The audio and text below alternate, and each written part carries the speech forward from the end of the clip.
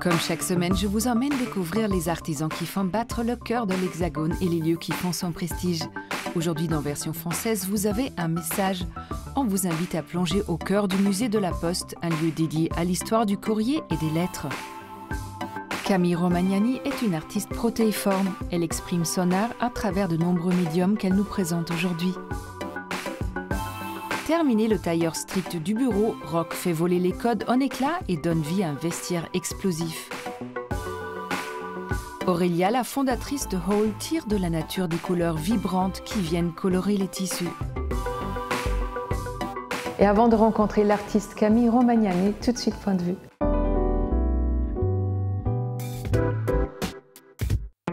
Ivan Chichkine est un peintre russe du 19e siècle.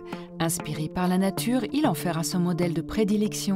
Durant sa carrière, il s'attelle à perfectionner une technique de représentation hyper réaliste. Dans Un matin dans une forêt de pins, on voit plusieurs ours qui semblent jouer au cœur d'une nature luxuriante. Mais Chichkine n'en est pas l'unique auteur. En réalité, c'est Konstantin Savitsky qui a peint ces bêtes. C'est un galériste russe qui aurait effacé le nom de ce dernier, attribuant l'œuvre uniquement à Ivan. Icône du mobilier moderne, se place en réelle bible du design. On y retrouve aussi bien de la décoration intérieure que des pièces de mobilier phares des années 1940 à 70. Matériaux, formes et innovations, cette période phase d'après-guerre constitue un vivier de meubles incontournables. Du fauteuil à la chaise longue en passant par les tables de chevet, on revient sur leur histoire et leurs créateurs. Richement illustré, cet ouvrage est un recueil indispensable pour les fanas de design. Un peu vieillot du prime abord, il fait pourtant son grand retour sur les tables contemporaines. Le rond de serviette trouve ses origines françaises autour des années 1800, où il a fleuri chez les foyers bourgeois. Rond, ovale, carré ou hexagonal, s'il endosse une fonction hygiéniste, il ne manque pas de devenir un véritable accessoire de décoration. Certains en argent sont gravés aux initiales de leurs propriétaires, d'autres plus extravagants s'affirment comme marqueurs d'identité du savoir-vivre de l'hôte.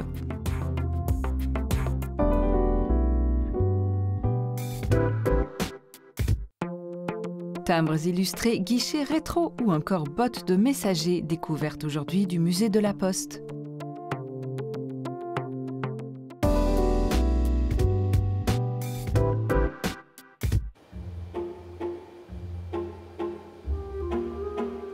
La Poste est une institution majeure parce qu'elle touche vraiment la vie quotidienne de tous les Français. Et c'est aussi une institution avec laquelle on noue une sorte d'intimité, il y a une familiarité avec la Poste. Et c'est vrai que ça vient aussi nourrir nos imaginaires. C'est vraiment l'institution qui permet de parler à la fois de la vie individuelle, de l'intimité et aussi du collectif.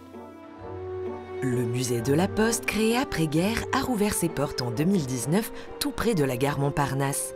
À la croisée entre un musée d'entreprise, d'art et de sciences et techniques, c'est également l'histoire de France qui est ici présentée.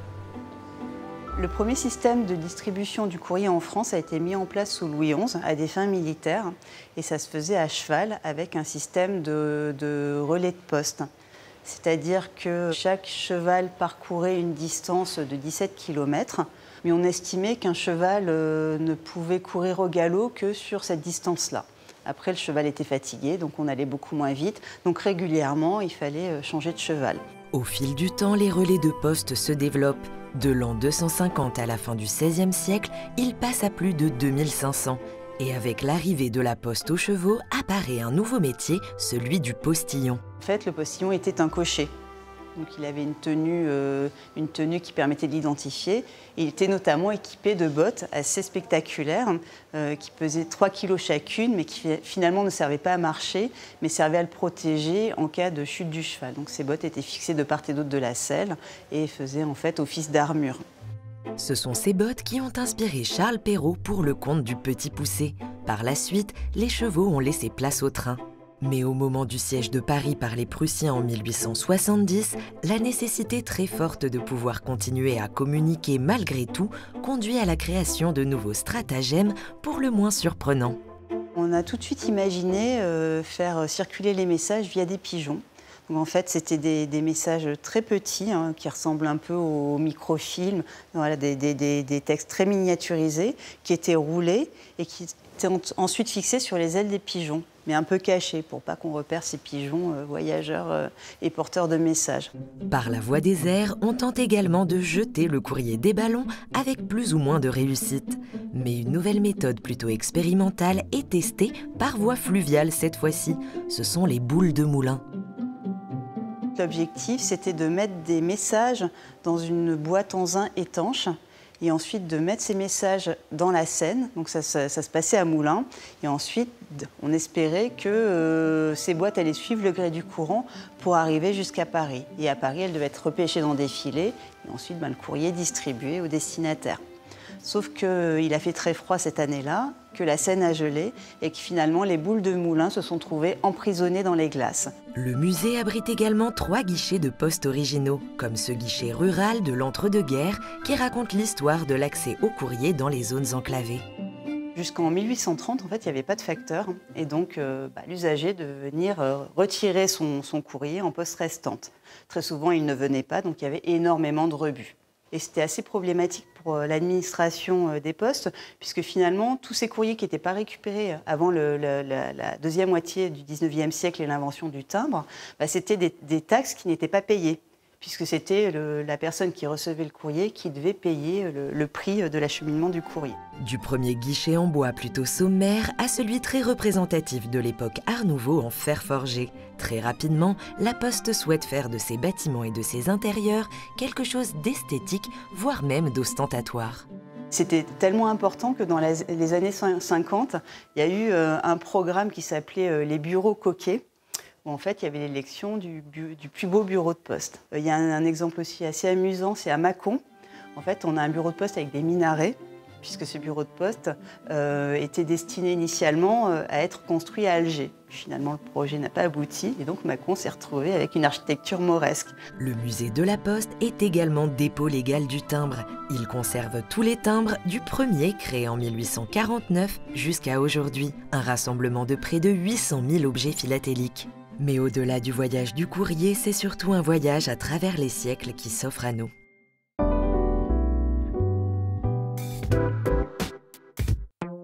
L'artiste Camille Romagnani s'inspire du monde pour créer. À travers des réalisations poétiques, elle nous immerge dans son univers.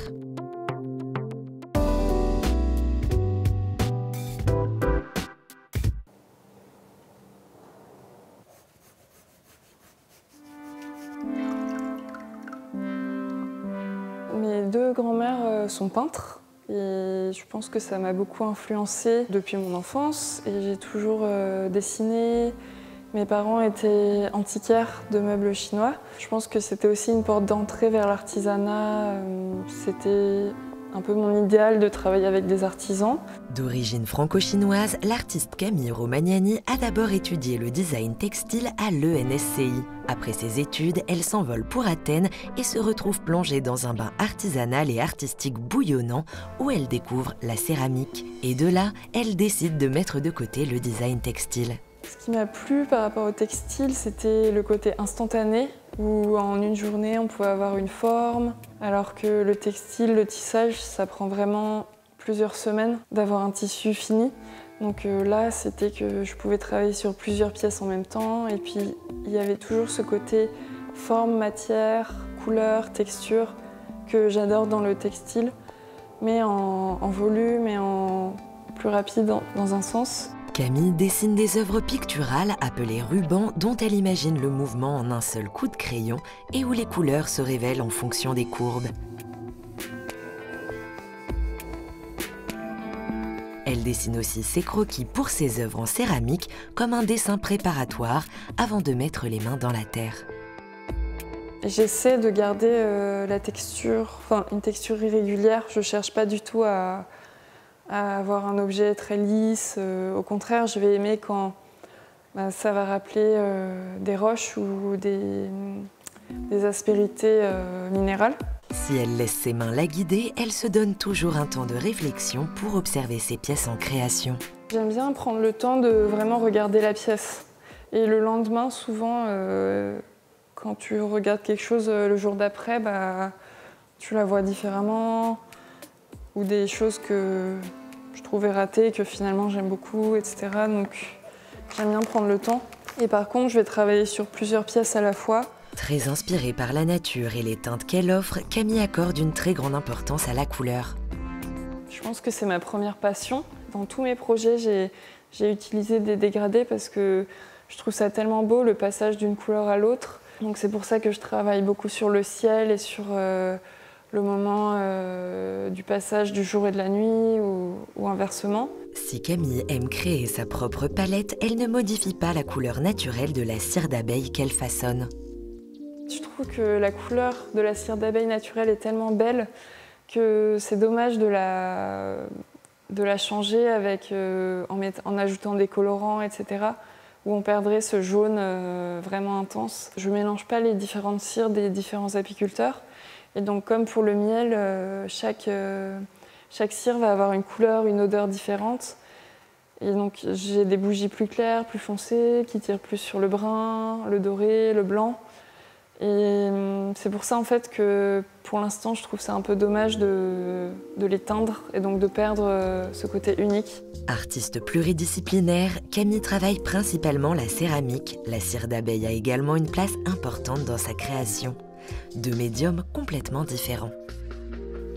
En fait c'est presque des matières opposées parce que la cire va fondre à la chaleur et la céramique va durcir. Opposés, mais avec des similitudes dans les étapes de création. D'abord, je fais ma sculpture souvent en céramique.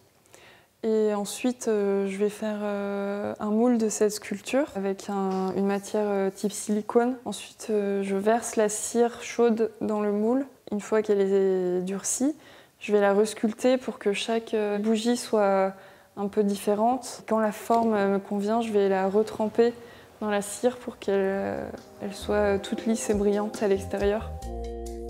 Volcan, porte, ruban, bougie ou tresse, Camille Romagnani imagine des formes poétiques aux couleurs douces, tout en incorporant le métissage de ses origines et sa vie entre Athènes et Paris.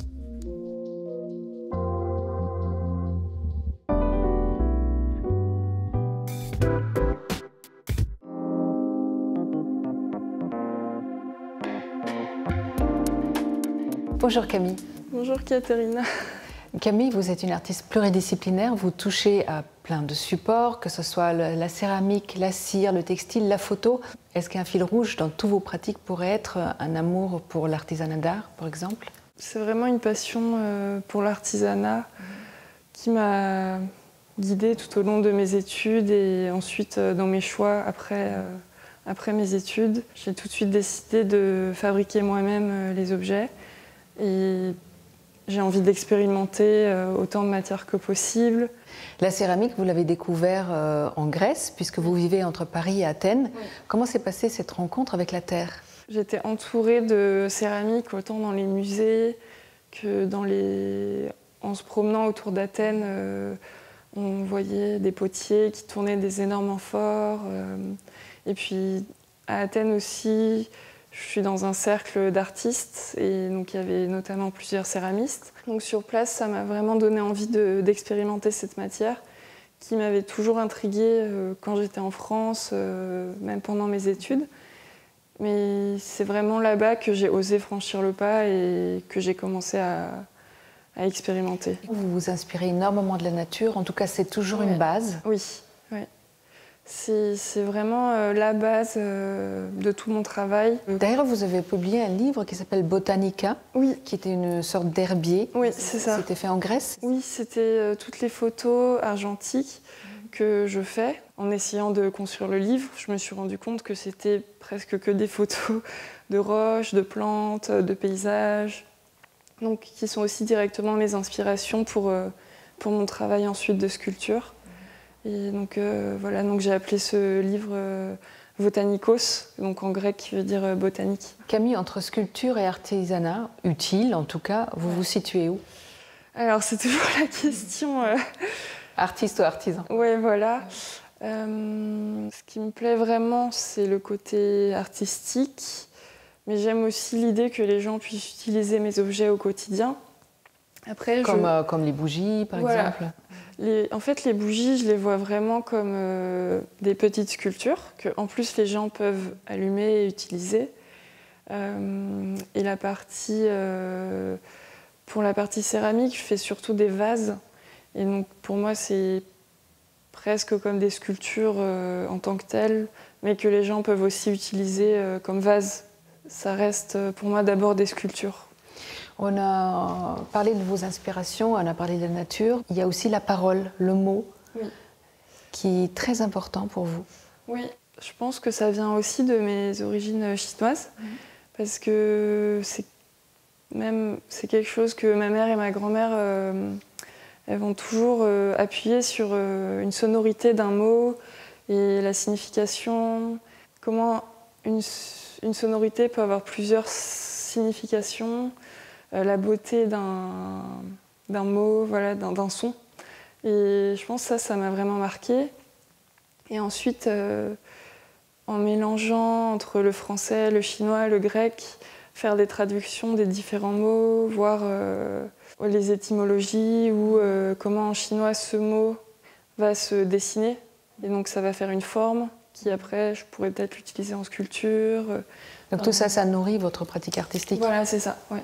Et puis quand j'étais petite, j'ai aussi fait de la calligraphie.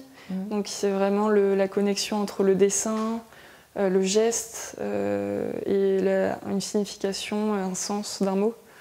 Donc je pense que ça m'a nourri dès le début. Merci beaucoup Camille, merci. Merci.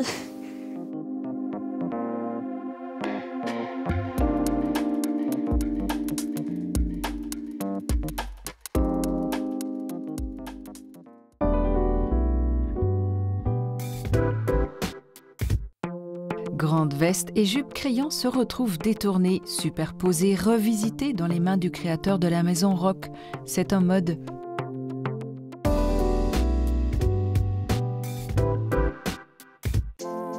Déconstruction, audace et attitude, la marque Rock dynamite le vestiaire de bureau. Ici, pas de tailleur classique aux coupes passe-partout, mais de l'asymétrie, du cuir et des volumes, une réflexion sur l'uniforme et le sens même du mot travail. À l'origine de sa collection automne-hiver 2023, l'image de la working girl ambitieuse et carriériste. On pense à l'archétype de la femme en jupe et talons aiguilles qu'on croise à l'heure de pointe au quartier des affaires, le pas soutenu, l'air conquérant. Dans les années 80 et 90, elle incarne l'émancipation par le travail, mais aussi un fantasme devenu véritable stéréotype. Rock Wang, fondateur de la marque, a réfléchi à cette image. On sent bien sûr l'influence de la décennie 90 avec ses blazers et ses robes strictes. Mais elle est contrebalancée par des détails qui déstructurent la tenue. Des drapés, des traînes ou des épaules tombantes. Des corsets sont taillés dans des laines de costume ou carrément plaqués sur un manteau. Plus que de dénuder la silhouette, il lui donne de la force. Les vêtements sont ouverts sur le corps, mais la démarche tient plus de l'expérimentation sartoriale que de l'habit désirable. Alors qu'on cherche constamment à réactualiser le costume de bureau qui constitue encore le fond de commerce de nombreuses marques, le créateur a compris une chose. À l'ère du télétravail, rien de plus ennuyeux qu'un uniforme classique. Alors, il réinvente le vestiaire business pour les années 2020 à grand renfort de cuir, de motifs serpents et d'accessoires visuels. Il évoque les vieux jours de l'open space avec ses Macintosh et ses télécopieurs pour mieux les envoyer valser. Dans son monde, le costume devient une robe à paillettes, le papier machine se transforme en chemise, les mallettes sont blindées, prêtes à faire sauter les locaux. Ailleurs, des pièces en dénime sont tordues, superposées et rendent au jean décontracté ses lettres de noblesse. Finalement, la notion de travail à laquelle s'intéresse Rock Wang n'est pas tant celle du monde de l'entreprise que celle de son métier de couturier. Le travail du tissu, la coupe, le patronage et le moulage. Sur la scène parisienne, il s'est imposé comme l'un des noms les plus intéressants quand il s'agit de créer non pas un style ou une allure, mais des vêtements coupés, cousus, aux formes et aux mesures réfléchies. Et quand sonne la fin de la journée, ces working girls se lèvent et quittent le lieu, ensemble comme une seule force. Car Rock a bien compris qu'à notre époque, le travail n'est pas tout, ce n'est qu'une fois qu'on l'a quitté que la vraie vie peut commencer.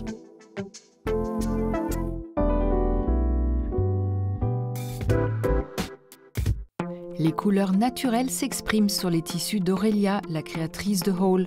Elle nous parle de la teinture végétale dans le geste.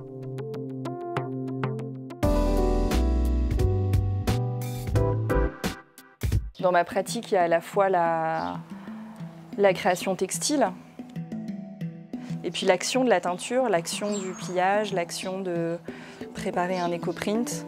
Tous ces moments, tous ces gestes sont pour moi des temps très importants.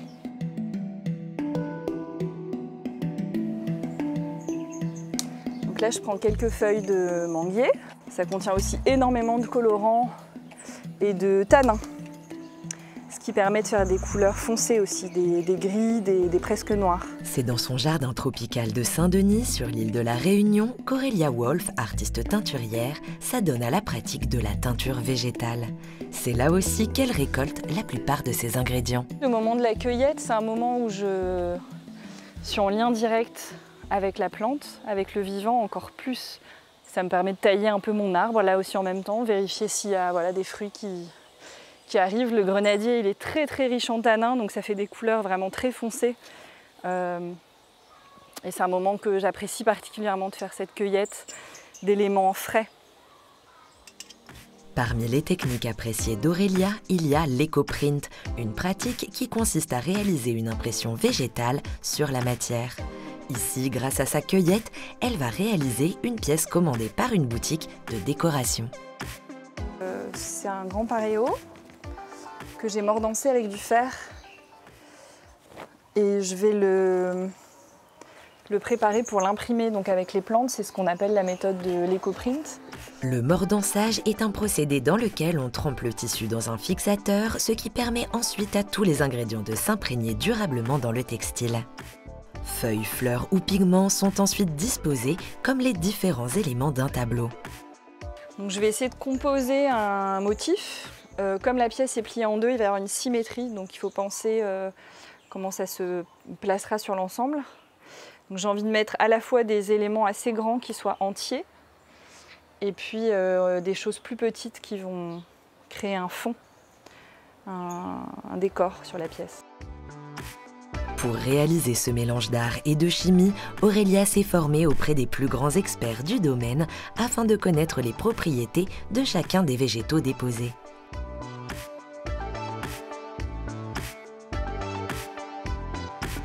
Puis il faut écraser et enrouler avec la minutie d'un pâtissier.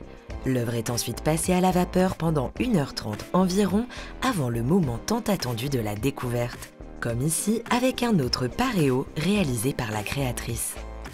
On a utilisé des fleurs de cosmos, des fleurs de tagette, un petit peu comme ça, qui donnent des couleurs très très très fortes, très lumineuses. Et puis il y a d'autres types de plantes et il y a aussi le bois de campèche que j'ai utilisé tout à l'heure. Ce qui motive ma démarche de teinture végétale depuis le début, c'est à la fois la beauté des couleurs en fait, qu'on retrouve simplement présente. Il faut bien connaître les plantes à utiliser, mais on a une richesse de colorants qui est incroyable, qui sont des couleurs qui tiennent bien évidemment dans le temps et au lavage, si on prend soin de bien les choisir et de bien préparer sa fibre. Moi, ce que j'adore, c'est travailler avec le vivant, c'est créer de nouvelles couleurs, créer des motifs, faire des pièces qui soient très esthétiques, et puis recommencer tous les jours en fait.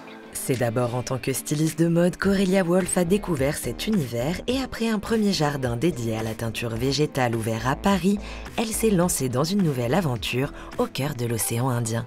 J'ai eu l'opportunité de venir à La Réunion, ce qui était un désir que j'avais depuis longtemps en fait, de venir ici. J'étais déjà venue plusieurs fois. J'avais entendu parler d'un projet de recherche autour des plantes tinctoriales et j'ai eu la chance de pouvoir me greffer sur ce projet et de faire plein d'expérimentations textiles avec des plantes pays, des plantes endémiques, des plantes exotiques. Ça correspondait à une envie d'ouvrir un peu mes connaissances sur la flore tropicale forcément, puisque c'est une flore que je connaissais moins, une ressource botanique que j'avais jamais expérimentée directement. Ça ouvre en fait ma pratique et ma créativité, voilà, vers d'autres horizons. Donc j'exploite à fond cette chance que j'ai d'être ici.